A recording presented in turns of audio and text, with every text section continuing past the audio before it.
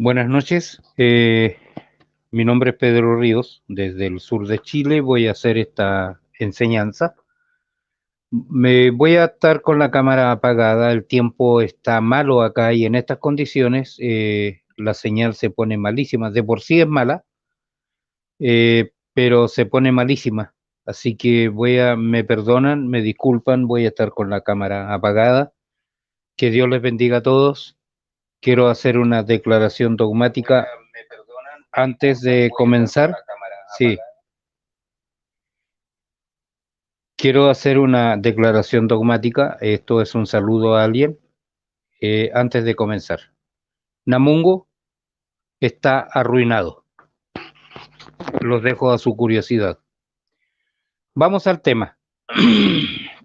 Todo lo que nosotros vemos acerca de Cristo a través de un nacimiento milagroso, porque Él no es de este mundo, Él es el segundo Adán que vino del cielo y es el Logos haciéndose carne y como dice la BTX, plantando tienda en medio nuestro.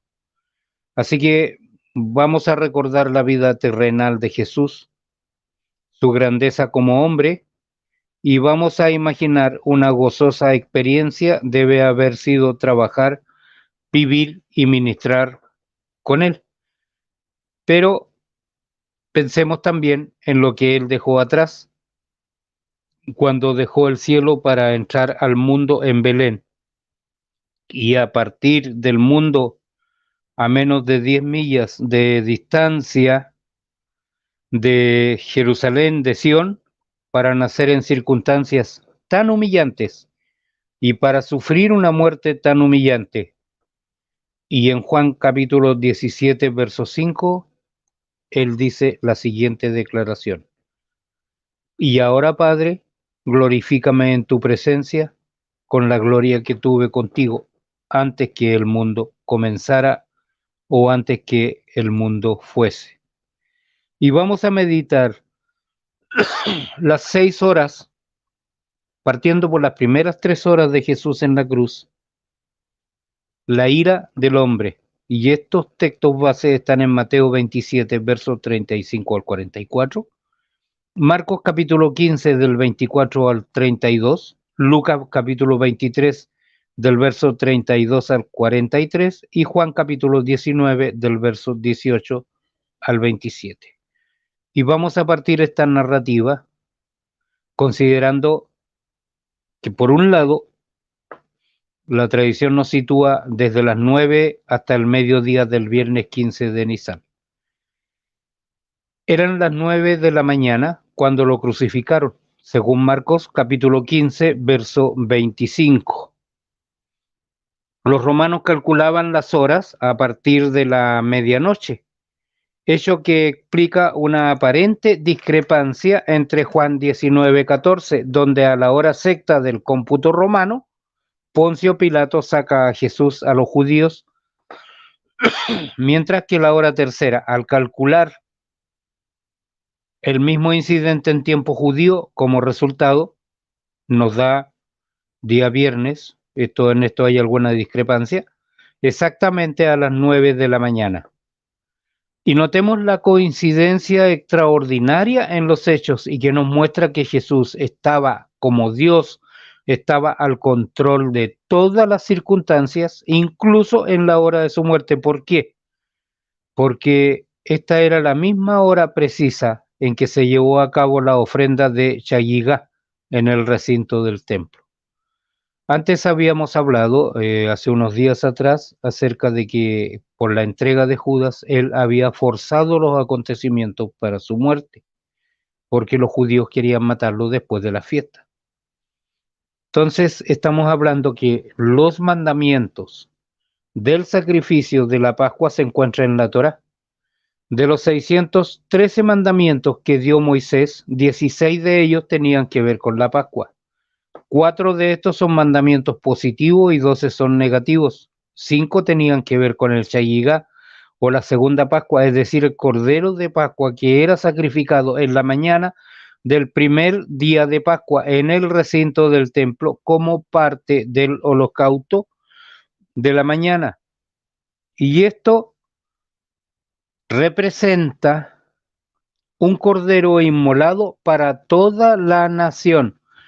Así que exactamente a las 9 a.m., cuando los soldados romanos clavaban los clavos en las muñecas y los talones del Cordero de Dios para crucificarlo, los sacerdotes estaban sacrificando un cordero para toda la nación judía,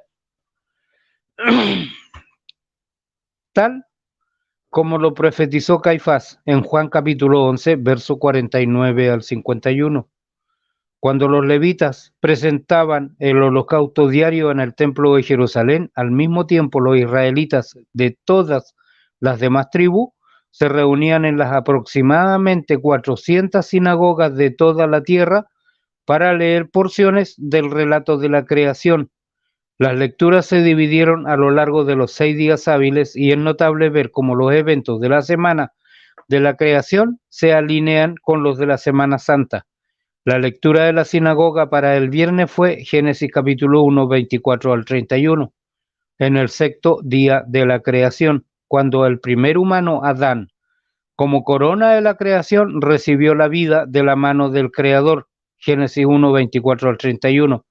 Los descendientes de Adán mataron al Mesías, Primera de Corintios capítulo 15, verso 45. Y así se nos empieza a mostrar un panorama que habla acerca de la muerte de nuestro Señor. Entonces, este tema es mucho más largo, pero yo, por razón de tiempo, lo he dividido en varias etapas. Y aquí paso a la etapa 6, que es la crucifixión. Y allí crucificaron a Jesús junto con 2 ladrones, uno a su derecha y otro a su izquierda. Los romanos mantenían un apretado programa de ejecuciones, por lo que no debía sorprender que otros 2 hombres, ambos criminales, también fueran llevados con él para ser ejecutados. Mateo 27, 38, Marcos 15, 24. Era común que los insectos durante esto se aterrizaran o se enterraran en las heridas abiertas o en los ojos, los oídos y la nariz de la víctima moribunda e indefensa. Las aves rapaces también desgarrarían esas áreas y además con cada respiración, pensemos en esto, las dolorosas heridas de flagelación se raspaban contra la madera áspera de la cruz, cuando la víctima se empujaba para respirar y luego se desplomaba por el agotamiento, de ida y vuelta arriba y abajo, una y otra vez, por largas horas. Como resultado, la pérdida de sangre por la espalda probablemente continuaría durante toda la prueba de la crucifixión, que duró exactamente 6 horas. Etapa 7 son las primeras palabras del Mesías desde la cruz. Jesús dijo, Padre, perdónalo porque no saben lo que hacen. Lucas 23, 34. Cristo habló 7 veces desde la cruz. Y estas son sus primeras palabras. Para Lucas, así como para otros escritores del Nuevo Testamento, por ejemplo en Romanos 2:4, la ignorancia no significa una mentalidad deficiente o falta de información. Perdónalo porque no saben lo que hacen. Sino, la ignorancia significa aquí un estado moral pecaminoso. Y esta oración es respondida por la muerte del Mesías, que trae el perdón de los pecados, como nos narran en Hechos capítulo 2, verso 38. Ya que él habla, ocurre cuando exhalas, pero en la cruz, estas declaraciones breves y concisas deben haber sido particularmente difíciles y dolorosas. Hay una etapa, la etapa número 8, que es el reparto de los vestidos. Siempre había 4 soldados asignados a una crucifixión, y después de haberlo clavado en el madero, repartieron sus vestidos entre ellos tirando dados para determinar lo que recibiría cada hombre, y sentados lo velaban allí. Mateo 27, 35 al 36. Según el derecho romano, los efectos de todas las personas condenadas eran confiscadas por el Estado. Se dividieron en 4 partes, una para cada uno de ellos, quedando la ropa interior, Y esta prenda era sin costuras, tejida en una sola pieza, de arriba abajo. No lo rompamos, se decían uno a otro. Decidamos por sorteo quién lo obtendrá. Y esto sucedió para que se cumpliera la escritura que dice: repartieron entre sí mi vestido y sobre mi vestido echaron suerte. Salmo 22:18. Así lo hicieron los soldados. Las prendas judías normalmente se componían de 5 piezas de ropa: una prenda de vestir exterior, una cubierta para la cabeza, zapatos y una túnica y abrigo. Eran 4 partes de ropa para los 4 soldados. El quinto era una ropa interior sin costuras, que echa suerte para cada uno de ellos. Esto significa que el Señor estaba desnudo, y esta era la vergüenza de la cruz. La etapa 9, el aviso de que Jesús era el rey de los judíos. Muchos de los judíos leyeron esta señal, porque el lugar donde crucificaron a Jesús estaba cerca de la ciudad, y la señal estaba escrita en arameo, el idioma más común de Palestina en ese momento, latín y griego. En circunstancias normales, lo que se erguía sobre la cabeza del condenado era el delito por el que iba a ser ejecutado, pero Pilato no quería condenar al Nazareno a ser crucificado, pero había cedido ante la presión de los líderes religiosos judíos. De una manera no muy sutil, él tenía un aviso preparado, y fijado a la cruz sobre la cabeza de Jesús, pusieron la acusación escrita contra él: este es Jesús de Nazaret, el rey de los judíos. Esto no sonaba como una acusación, sino como un título. Los saduceos reconocieron esto y protestaron a Pilato: no escribas el rey de los judíos,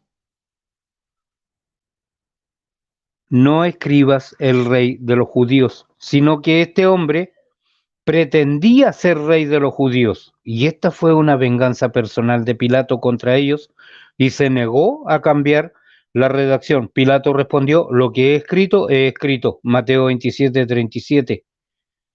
Marcos también habla de esto. La etapa 10 parte con la crucifixión de los 2 criminales.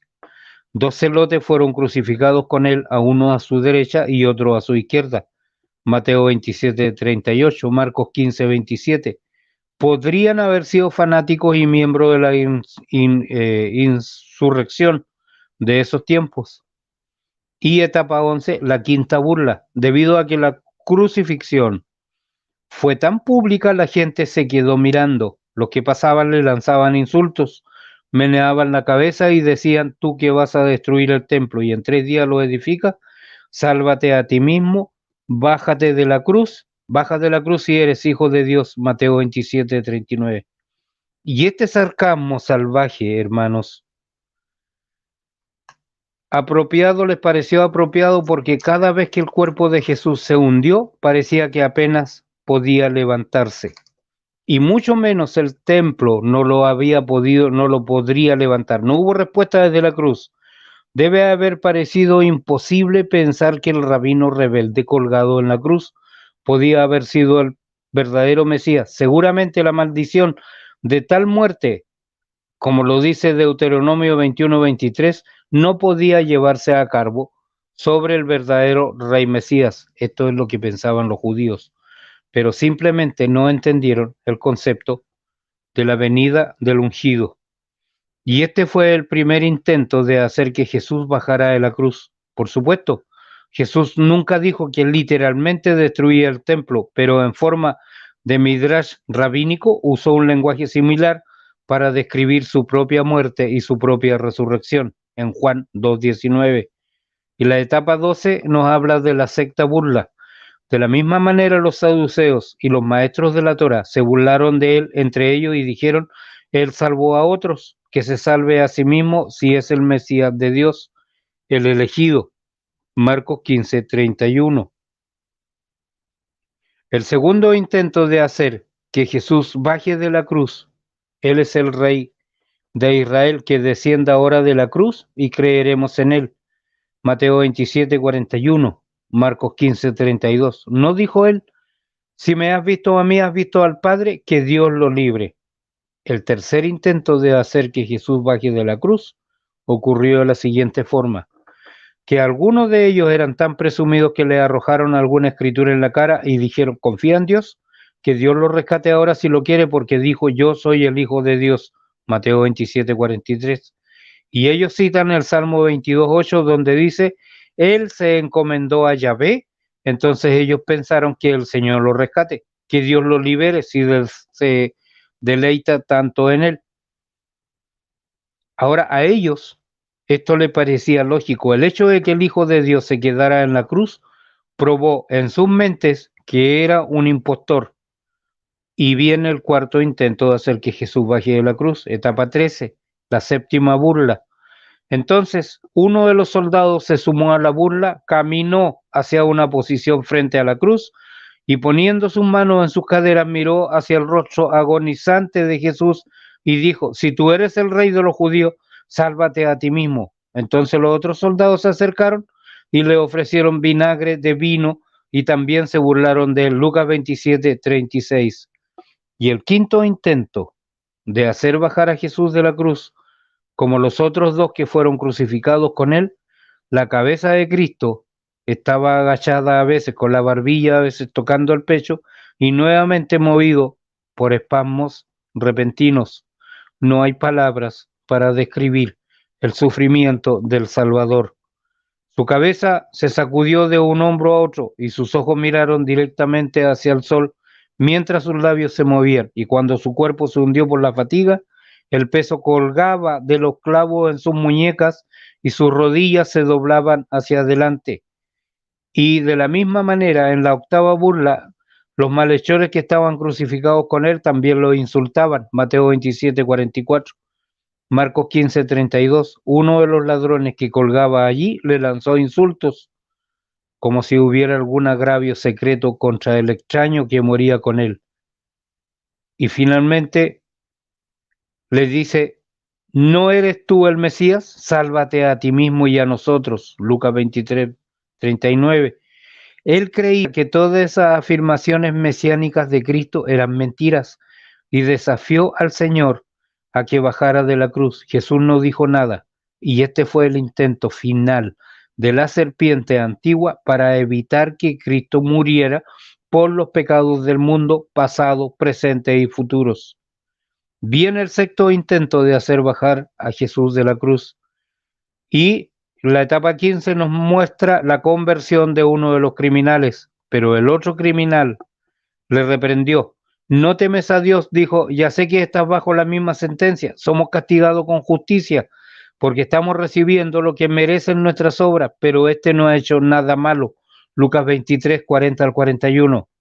¿Convirtió en creyente el criminal en la cruz? Sí. Su teología era clara como el cristal. Pongan atención a esto. Sabía que era un pecador. Él sabía que Cristo era sin pecado. Él sabía que Cristo podía salvarlo y él sabía que Cristo vendría a su reino. ¿Fue bautizado este ladrón? No. ¿Tenía un ministerio? No. ¿Cumplió las 613 prohibiciones y mandamientos de la Torá? No. ¿Era miembro de la sinagoga? No. ¿Fue salvo? Puramente por su fe. La salvación, hermanos, tengamos en cuenta esto: la salvación es solamente fe más nada, fe más nada. Cuando hay obras, estas vienen como consecuencia de esa salvación, fe más nada. Esto es el secreto grande de la salvación que Dios nos muestra aquí. Y viene la etapa 16, las segundas palabras del Mesías de la cruz. Entonces el criminal respiró profundamente antes de comenzar a hundirse, seguramente, y dijo con humilde desesperación: Jesús, acuérdate de mí cuando vengas a tu reino. ¿Qué dijo? Nosotros somos culpables y Él es inocente. Nosotros somos sucios y Él es puro. Estamos equivocados y Él tiene razón. Cristo no estuvo en la cruz por sus pecados. Él estaba allí por la nuestra. Y una última vez el fanático entendió esto. Su pedido parece natural mientras miraba a Jesús su última esperanza, hizo la misma petición que cualquier creyente haya hecho en su vida. Jesús, acuérdate de mí cuando vengas a tu reino. No hay sermones de vidrieras aquí, no hay excusas, solo una súplica desesperada de ayuda. Jesús se levanta, respira, respira dolorosamente y realiza el mayor milagro en la cruz, mayor que el terremoto. Que Dios los bendiga, Gilberto, que Dios los bendiga. No es tradición protestante, es palabra de Dios. Jesús respira dolorosamente y realiza el mayor milagro en la cruz, mayor que el terremoto, mayor que el rasgado del velo del templo. Él realiza el milagro del perdón cuando dijo: de cierto te digo que hoy estarás conmigo en el paraíso. Lucas 23, 42 al 43. La salvación de ese hombre fue inmediata, porque él supo en ese instante dónde pasaría la eternidad. Segunda de Corintios 12:4. Y lo mismo es cierto para nosotros cuando nos damos cuenta de que somos pecadores y ponemos nuestra fe, nuestra confianza, nuestra creencia, en griego la palabra pistos, en la muerte y la resurrección de Cristo. Esto nos asegura que podemos saber inmediatamente dónde pasaremos la eternidad, porque estar ausentes del cuerpo es estar presente del Señor. Segunda de Corintios capítulo 5, verso 8. No existe tal cosa como un purgatorio, donde la Iglesia Católica enseña que el pecador debe sufrir el castigo completo que le corresponde antes de que se le permita entrar al cielo. Esa es una mentira del enemigo de las almas. El principal efecto físico de la crucifixión, aparte del dolor insoportable, es una interferencia significativa con la respiración normal, especialmente en la capacidad de exhalar, y el peso del cuerpo tirando hacia abajo de los brazos y hombros extendidos dificultaría la exhalación pasiva. Se produciría una respiración superficial desde el diafragma y es probable que esta respiración se vuelva insuficiente. Bendito sea el Señor. Levantar el cuerpo también rasparía dolorosamente la espalda azotada por la cruz.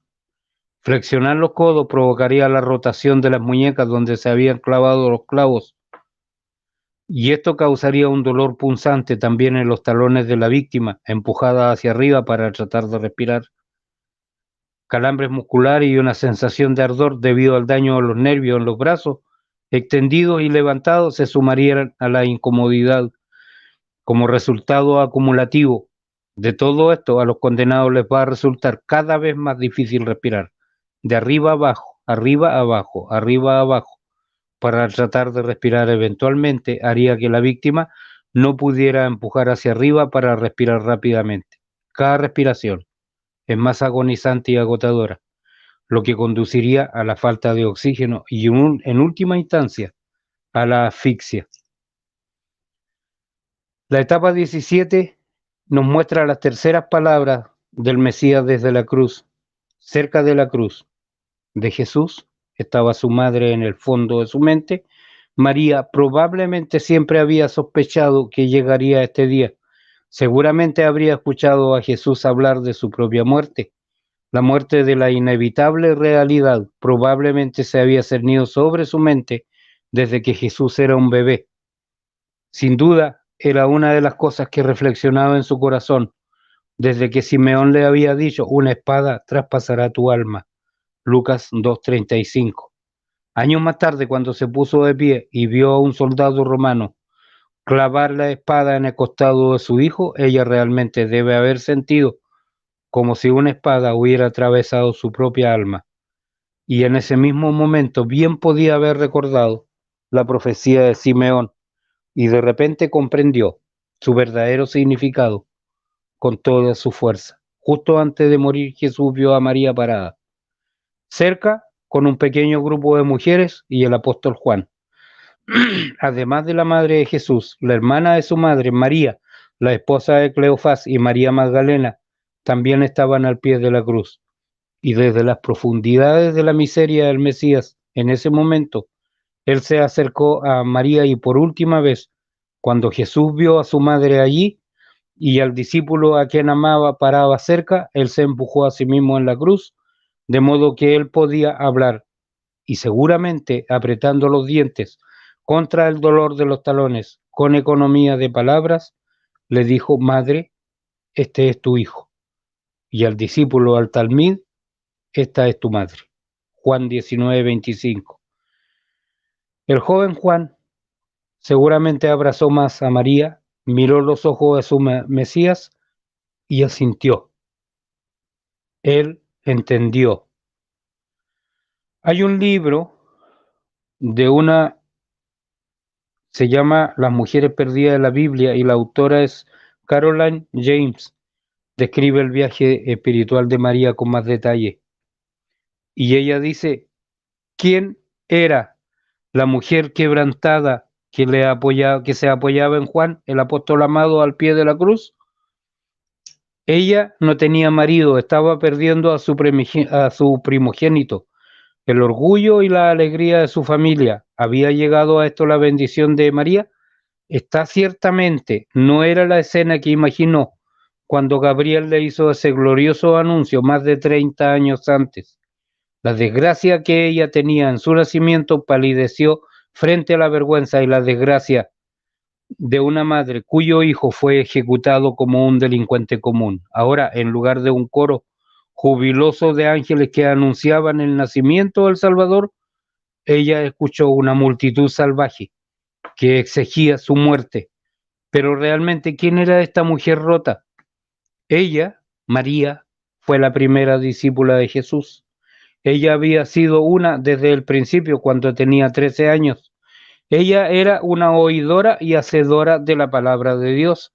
Enfrentada a una elección difícil y costosa, abrió un camino de fe y valentía para todas las mujeres, jóvenes y mayores, y demostró el poder de una mujer que lo arriesgara todo para hacer avanzar la causa de Dios. Miriam es una heroína en el libro de cualquiera. Ella ofrece a las adolescentes de hoy un modelo a seguir más fuerte que la mayoría de las alternativas que las llaman. Ella establece un ejemplo para aquellos de uso que también son adultos. María fue la primera en creer y dar su vida por el Evangelio. Ella fue la primera en dejarlo todo y seguir a Jesús, la primera en amarlo y ministrar a su cuerpo, la primera en escuchar y atesorar sus palabras, y la primera en compartir sus sufrimientos. Por increíble que parezca, por un breve periodo de tiempo, María tuvo a Jesús para ella sola.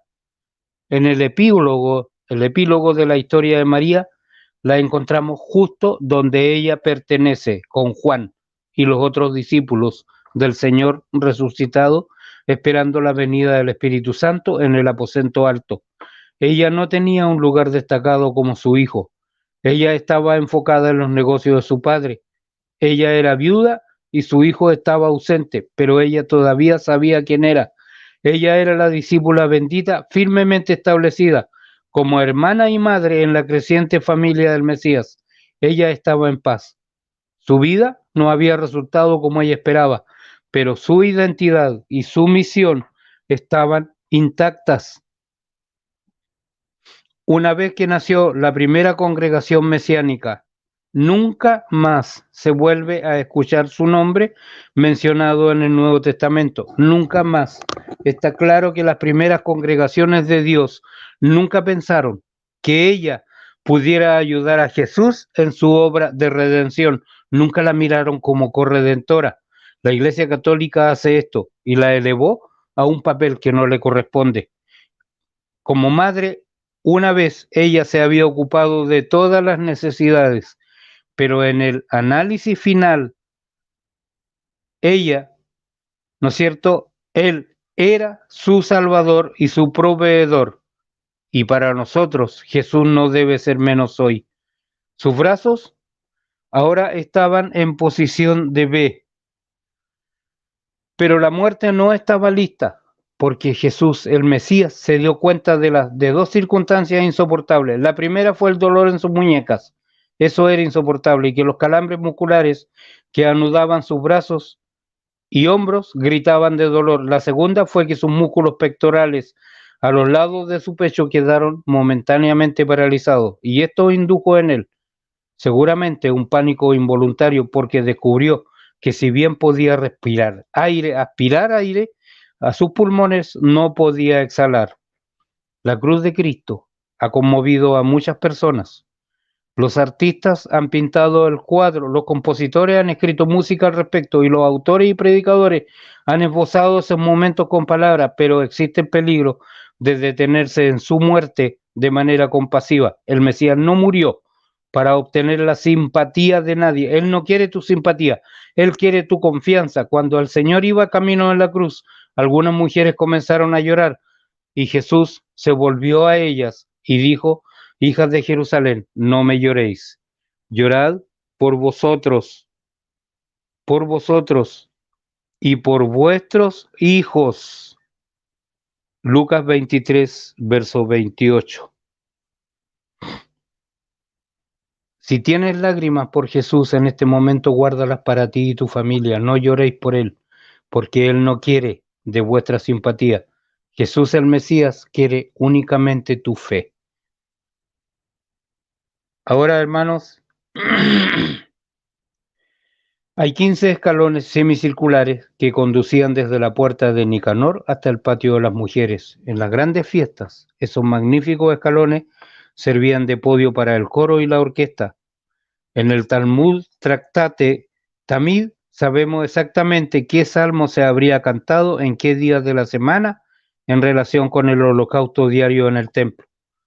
Y es sumamente impresionante cómo los salmos diarios concuerdan asombrosamente con cada uno de los eventos diarios durante la Semana Santa. Entonces, mientras Jesús colgaba de la cruz, el coro levítico, con el acompañamiento instrumental de la orquesta del templo, cantó el Salmo 93, del verso 1 al 5. Y en este viernes, los enemigos romanos judíos unidos se levantaron como las olas del mar contra el Hijo de Dios, Adonai. El abismo se levanta, el abismo levanta su voz, el abismo levanta sus olas rompientes, más que el sonido de las aguas torrenciales o las poderosas rompientes del mar. Y Yahvé en lo alto es poderoso. Salmo 93, verso 3 al 4. Sin embargo, no pudieron hacer nada contra la soberanía de Dios que estaba exaltada sobre ellos. Adonai es rey, vestido de majestad. Adonai está vestido, ceñido con fuerza. El mundo está bien establecido. No se puede mover. Tu trono fue establecido hace mucho tiempo. Has existido desde siempre. Salmo 93, verso 1 y 2. Más bien, en su ira ciega, sin darse cuenta, los hombres cumplieron el plan de salvación de Dios tal como estaba determinado en su palabra. Esto lo dice Hechos 4, versos 27 al 28. Y sus instrucciones son muy seguras. Santidad conviene a tu casa y Yahvé para siempre. Salmo 93, verso 5. Las segundas 3 horas de Jesús en la cruz corresponden a la ira de Dios.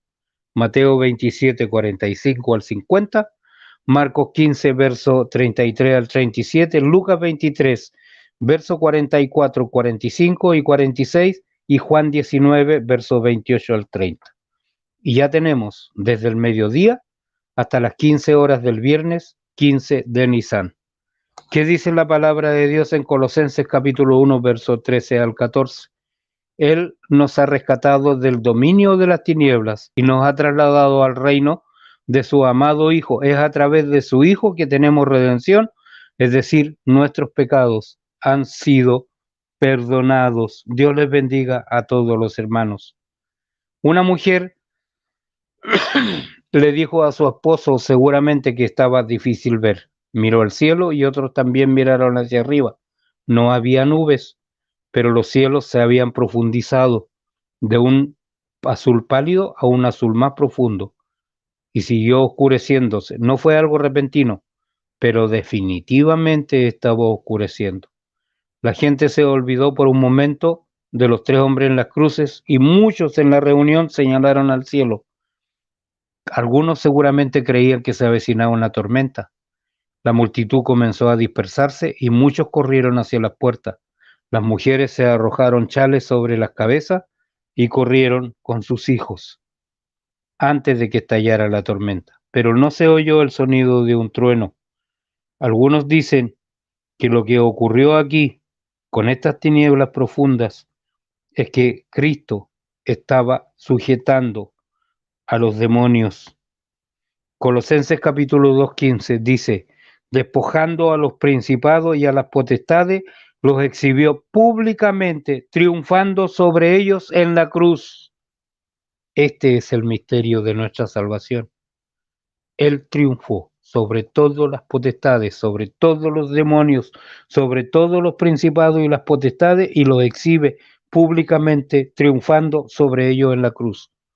Y esto produce oscuridad, una oscuridad profunda, y nos lleva a la etapa 18. Oscuridad que cubre el mundo entero. Desde el mediodía hasta las 3 de la tarde hubo tinieblas sobre toda la tierra porque el sol dejó de brillar. La palabra griega vino sobre toda la tierra significa todo el mundo habitado. Y hay varias fuentes seculares que hablan de la misma oscuridad. Por ejemplo, Dionisio de Egipto escribió que experimentó lo mismo. Otro escritor, Diógenes, escribió algo muy interesante. Como científico en Egipto, escribió que vio una oscuridad solar de tal semejanza que o la deidad misma sufrió en ese momento o se compadeció de alguien que lo hizo. Había algo de perspicacia allí. También Flegón de Trales, un liberto del emperador Adriano en el cuarto año de la Olimpiada 202, que fue el año 30 después de Cristo, dijo, hubo un gran y notable eclipse de sol superior a cualquiera que haya ocurrido antes. El día se convirtió en noche oscura, de modo que se vieron las estrellas en el cielo y un terremoto en Bitinia derribó muchos edificios de la ciudad de Nicea. Llamó a esto un eclipse, pero no podía ser un eclipse porque las estrellas no salen en un eclipse. Esta oscuridad única se registró en varias partes del mundo griego y está documentado en la fecha y hora exactas.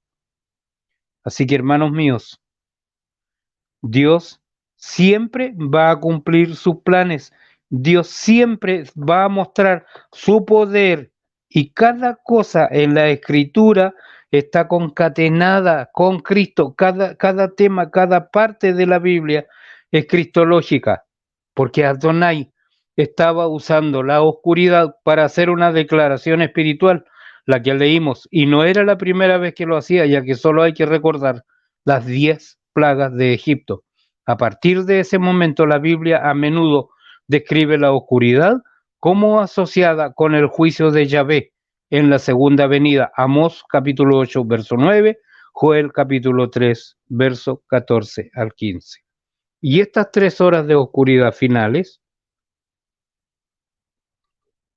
marcan 3 horas de muerte espiritual, porque esta era la copa que Jesús no quería beber, pero la bebería si fuera la voluntad del Padre. Durante 3 horas, por primera vez en toda la eternidad, Jesús está espiritualmente muerto y sufre la ira de Dios.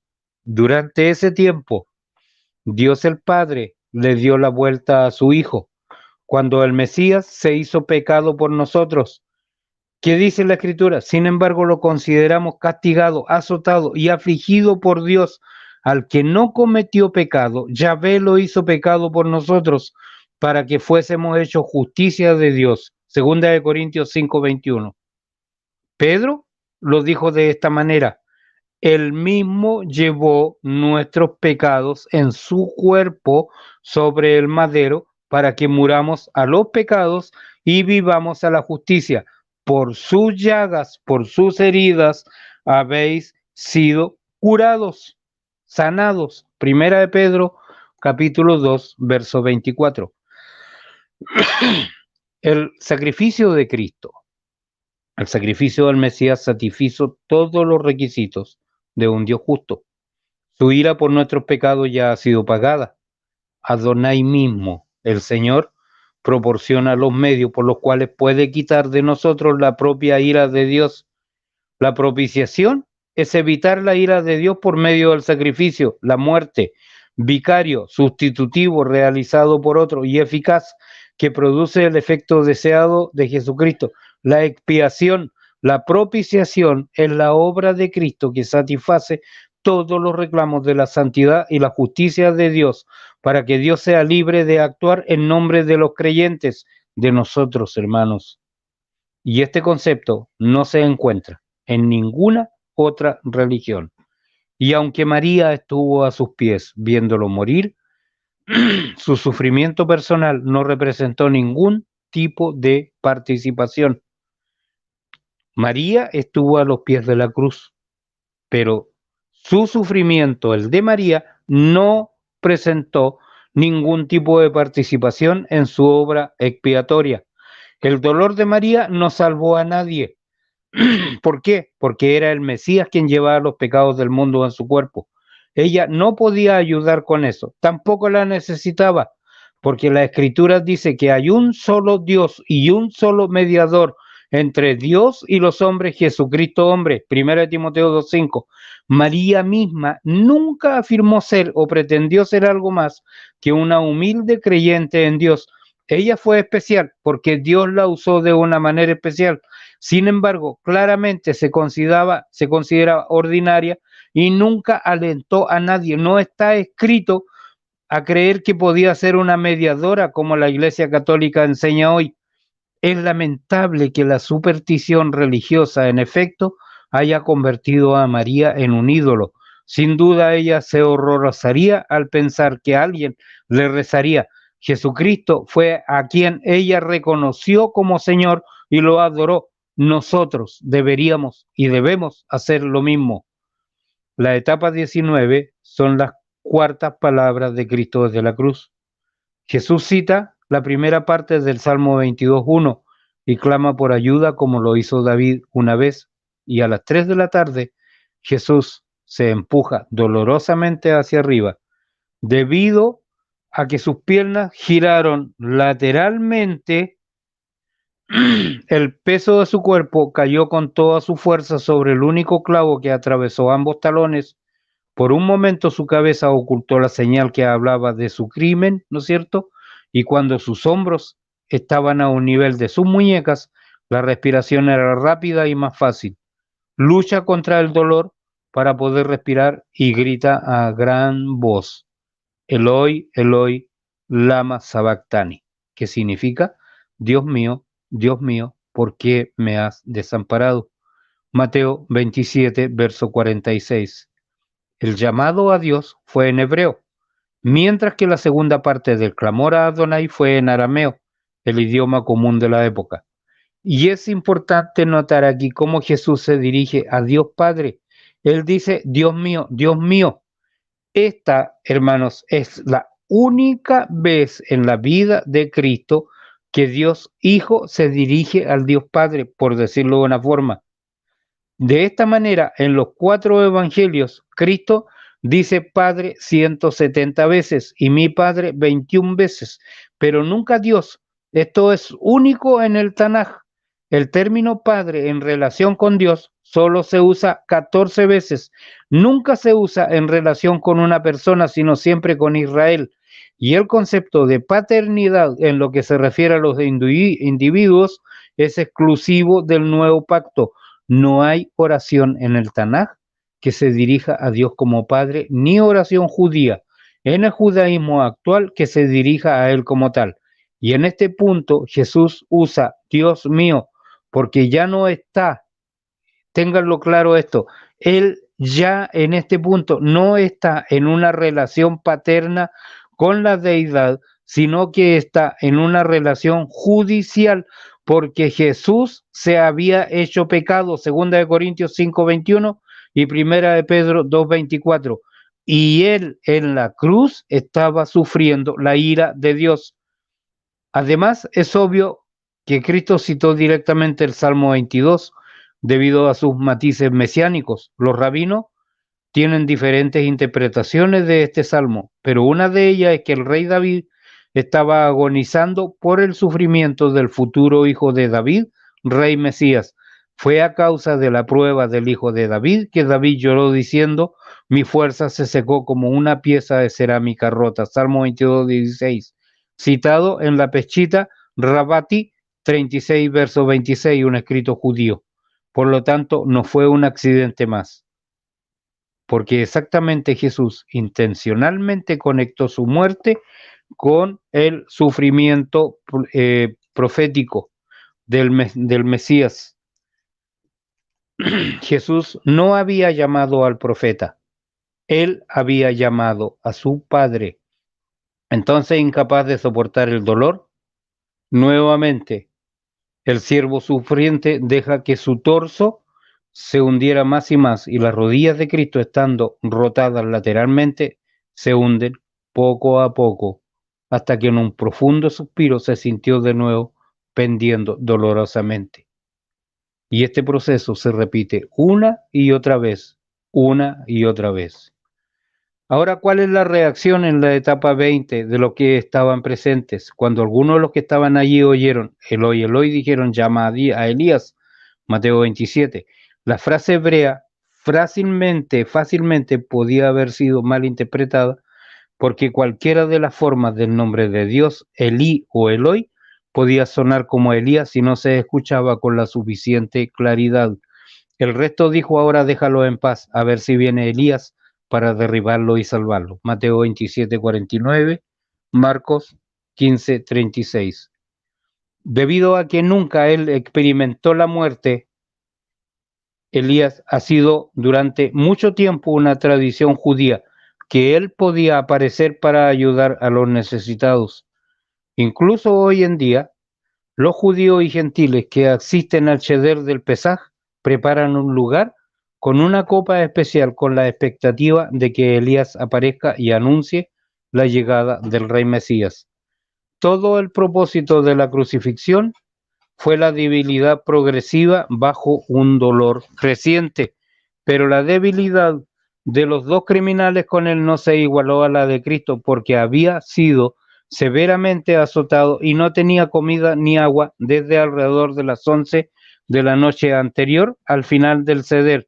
Las bocas y gargantas de todos los condenados clamaban por agua y a medida que la víctima se adelantaba en el shock, perdía más fluidos y su piel se volvía cada vez más húmeda al tacto. Jesús estuvo más cerca de la muerte que los fanáticos a ambos lados de él. Y la etapa 21 es la quinta palabra de la cruz. Más tarde, sabiendo que ya todo estaba consumado y para que la escritura se cumpliese, Jesús dijo, tengo sed. Juan 19:28. Literalmente en griego, tengo sed. Hay significado en esta palabra porque el hombre rico en Lucas 16:24 dice básicamente lo mismo después de sufrir los tormentos del infierno. Así durante 3 horas Cristo había sufrido la ira de Dios, que son los tormentos del infierno, y dijo, tengo sed. Y aunque Jesús no había probado la última copa del ceder en la noche anterior, es claro aquí que él gustó voluntariamente la terrible muerte en la cruz por el propósito divino del Padre para darnos salvación. La etapa 22 es vinagre a los labios de Jesús. Detrás del Señor, cuando él pronuncia estas palabras, un soldado inmediatamente corrió y tomó una esponja, recogió un tallo de la planta de hisopo y lo clavó en la esponja y luego lo sumergió en un frasco de posca. Esta era una bebida común para los trabajadores y soldados romanos, hecha de vinagre y vino diluido en agua. Entonces la esponja mojada fue elevado a los labios del Mesías, Mateo 27:48, Marcos 15:36. Y esto humedeció los labios de Cristo para que lo que él dice que a continuación se escuchará claramente. El Mesías que moría como hombre, el Mesías que moría como hombre y con las limitaciones físicas de un hombre, se encontraba en una multiplicidad de dolores. Estaba siendo asfixiado como si hubiera tenido dos manos alrededor de su garganta, y la pérdida de sangre no había sido fatal, no se habían cortado las arterias de las muñecas ni de los pies, y aunque había una pérdida considerable por las espinas en la cabeza y los latigazos en la espalda, la causa de la muerte en las crucifixiones romanas nunca fue la pérdida de sangre, casi siempre fue la asfixia. Y entramos a la etapa 23, donde nos marca la sexta palabra de Cristo de la cruz, cuando hubo recibido la bebida, Jesús dijo en arameo, consumado es. Juan 19:30. Dijo, esto ya está terminado. No, yo soy terminado. El Señor pronuncia estas mismas palabras nuevamente al final de la gran tribulación, cuando dirá, hecho está. Jesús habló en arameo, pero la Biblia está escrita en griego, y esta es una palabra en griego, telestai, y está en tiempo perfecto, indicando una acción pasada, completada y con resultados continuos, y en este caso permanente. Telestai era una palabra griega que se usaba en contabilidad, y los arqueólogos han encontrado una enorme cantidad de facturas en una excavación de Egipto donde aparece esta palabra. En términos contables, esta palabra significa pagado en su totalidad. En otras palabras, lo que el Mesías estaba diciendo era que el precio por el pecado había sido pagado en su totalidad gracias al Señor. Y las séptimas palabras de cruz, desde la cruz, en la etapa 24, Jesús clamó a gran voz, Padre, en tus manos encomiendo mi espíritu. Juan 19:30. Casi al mismo tiempo que se ofrecía el sacrificio de la tarde, el Señor no murió la muerte ordinaria de un hombre que fue crucificado. Normalmente una persona sufría un agotamiento extremo y en la mayoría de los casos perdería el conocimiento. Pero Cristo estuvo plenamente consciente hasta el final. Esta fue una muerte voluntaria, demostrando lo que había dicho antes. Nadie me la quita, sino que yo la pongo de mi propia voluntad. Juan capítulo 10, verso 18. ¿Qué me enseña esto?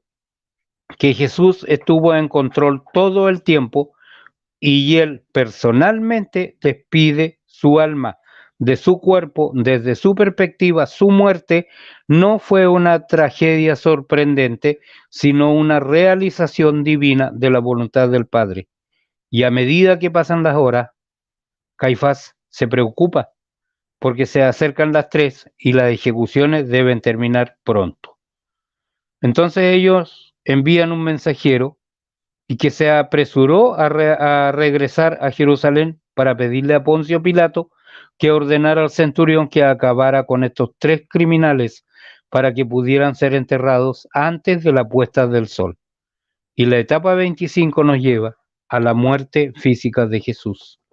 Cuando Jesús dijo esto, inclinó su cabeza y entregó su espíritu. Mateo 27:50. Marcos 15:37, Lucas 23:46. Las palabras entregar o entregarse se traducen de la palabra griega ekmneo, que significa exhalar la vida, exhalar por última vez o expirar.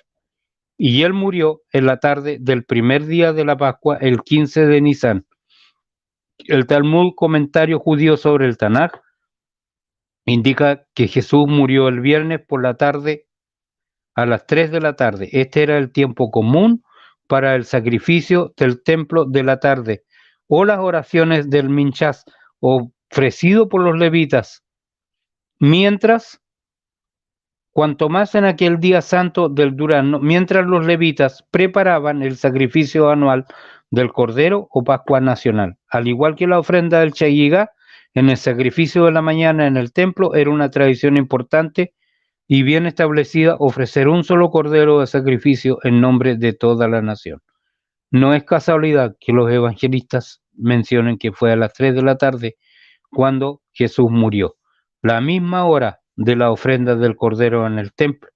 Al menos una milla más al este, un sacerdote elegantemente vestido lleva un cordero al matadero sin saber que su trabajo es inútil y que la oscuridad que los había envuelto desde el mediodía a las 3 de la tarde había amainado y se hizo de nuevo la luz. El cielo no miraba al Cordero del hombre, sino al Cordero de Dios que quita el pecado del mundo.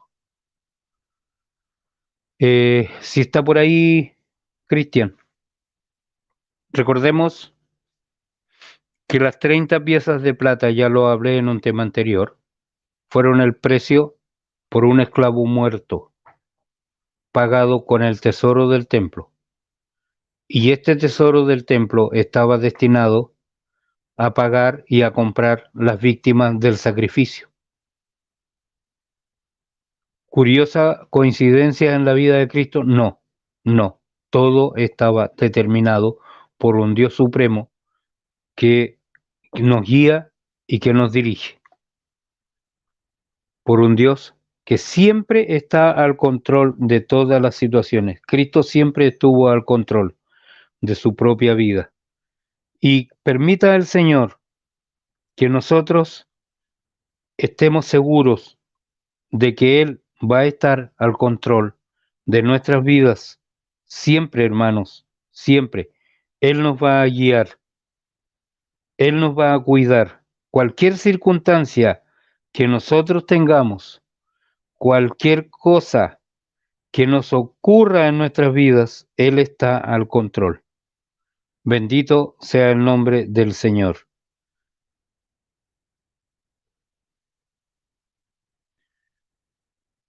Y agradezco a todos los hermanos. Estoy terminando, Cristian. Agradezco a todos los hermanos que tuvieron la paciencia de escucharme, pero quise entregar este estudio acerca de la muerte de Jesús. Bendito sea su nombre. Y gracias, hermanos, por darme la oportunidad de estar aquí. Gracias a Salvador y a Cristian, que me permitió también y me envió el enlace para esta transmisión. Adelante, Cristian.